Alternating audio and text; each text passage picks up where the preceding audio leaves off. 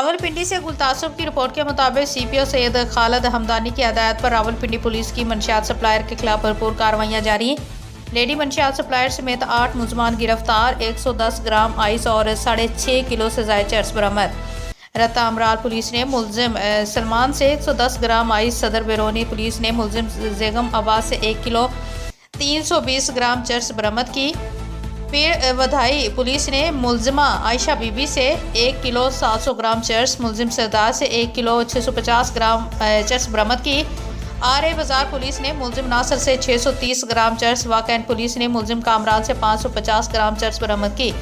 धमियाल police ने मुलजिम नईम से 660 ग्राम चर्स, चक्री पुलिस ने मुलजिम शहराज से 150 ग्राम चर्स बरामद की। मुलजमान को करार वाक़या सजा दिलवाने के लिए तमाम कानूनी तकाजे पूरे किए जाएंगे। मंशियात के नासूर के खात्मे के लिए मंशियात फरोशों के खिलाफ भरपूर क्रैकडाउन जारी रहेगा। CPO Syed Khalid Hamdani, Rawalpindi police.